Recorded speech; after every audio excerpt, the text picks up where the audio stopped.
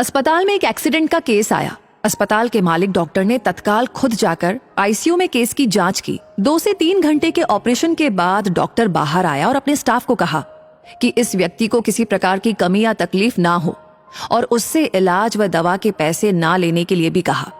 तकरीबन 15 दिन तक मरीज अस्पताल में रहा। जब बिल्कुल ठीक हो गया और उसको डिस्चार्ज करने का दिन आया तो उस मरीज का तकरीबन 2.5 लाख रुपए का बिल अस्पताल के मालिक और डॉक्टर की टेबल पर आया।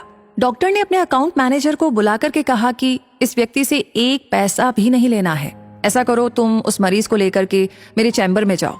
मरीज व्हील चेयर पर चैम्बर में लाया गया। डॉक्टर ने मरीज से पूछा, प्रवीण भाई, मुझे पहचानते हो? मरीज ने कहा, लगता तो है कि मैंने आपको कहीं देखा है। डॉक्टर ने कहा, याद करो, अंदाजन 2 साल पहले सूर्यास्त के समय शहर से दूर उस जंगल में तुमने गाड़ी ठीक की थी। उस रोज मैं परिवार सहित पिकनिक मनाकर लौट रहा था कि अचानक कार में से धुआं निकलने लगा और गाड़ी बंद हो गई। कार एक तरफ खड़ी करके हम लोगों ने चालू करने की कोशिश की, लेकिन कार चालू नहीं हुई। अंधेरा थोड़ा थोड़ा घिरने लगा था। चारों ओर सुनसान जंगल था। परिवार के हर सदस्य के चेहरे पर चिंता और भय की लकीरें दिखने लगी थी और सब भगवान से प्रार्थना कर रहे थे कि कोई मदद मिल जाए। थोड़ी ही देर में चमत्कार हुआ। बाइक के ऊपर तुम आते दिखाई पड़े। हम सबने दया की नजर से हाथ ऊंचा करके तुमको रुकने का इशारा किया। तुमने बाइक खड़ी करके हमारी परेशानी का कारण पूछा। तुमने कार का बोनट खोलकर चेक किया और कुछ ही क्षणों में कार चालू कर दी। हम सबके चेहरे पर खुशी की लहर दौड़ गई। हमको ऐसा लगा कि जैसे भगवान ने आपको हमारे पास भेजा है, क्योंकि उस सुनसान जंगल में रात गुजारने के ख्याल मात्र से ही हमारे रोंगटे खड़े हो रहे थे। तुमने मुझे बताया था कि तुम एक गैराज चलाते हो। मैंने तुम्हारा आभार जताते हुए कहा था कि रुपए पास होते हुए भी ऐसी मुश्किल समय में मदद नहीं मिलती। तुमने ऐसे कठिन समय में हमारी मदद की।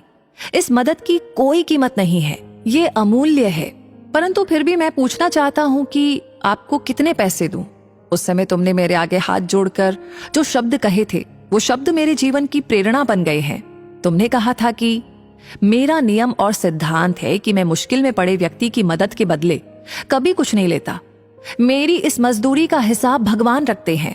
उसी दिन मैंने सोचा कि जब एक सामान्य आय का व्यक्ति इस प्रकार के उच्च विचार रख सकता है और उनका संकल्प पूर्वक पालन कर सकता है, तो मैं क्यों नहीं कर सकता?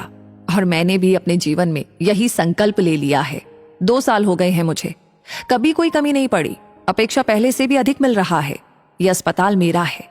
तुम यहाँ मेरे मेहमान हो और तुम्हारे ही बताए हुए नियम के अनुसार मैं तुमसे कुछ भी नहीं ले सकता। ये तो भगवान की कृपा है कि उसने मुझे ऐसी प्रेरणा देने वाले व्यक्ति की सेवा करने का मौका मुझे दिया। ऊपर वाले ने तुम्हारी मजदूरी का हिसाब रखा और वो हिसाब आज उसने चुका दिया। मेरी मजदूरी का हिसाब भी ऊपर वाला रखेगा और कभी जब मुझे जरूरत होगी वो जरूर से चुका देगा। डॉक्टर ने प्रवीण से कहा कि तुम आराम से घर जाओ और कभी भी कोई तकलीफ हो तो बिना संकोच के मेरे पास आ सकते हो। प्रवीण ने जाते हुए चैम्बर में रखी भगवान कृष्ण की तस्वीर के सामने हाथ जोड़कर कहा, हे प्रभु, आपने आज मेरे कर्म का पूरा हिसाब ब्याज समेत चुका दिया है। याद रखें कि एक बार भगवान चाहे माफ कर दे, परंतु कर्मों का हिसाब चुकाना ही पड़ता है। इस कहानी के बारे में, कर्मों के बारे में आपकी क्या राय है? आप क्या कहना चाहते हैं? कमेंट सेक्शन में जरूर बताएं। कहानी कैसी लगी जरूर बताएं। इसे शेयर करना बिल्कुल ना भूले और आगे हमेशा ऐसी कहानियां आपको समय समय पर मिलती रहे, उसके लिए हमारे पेज को फॉलो करना ना भूलें। धन्यवाद।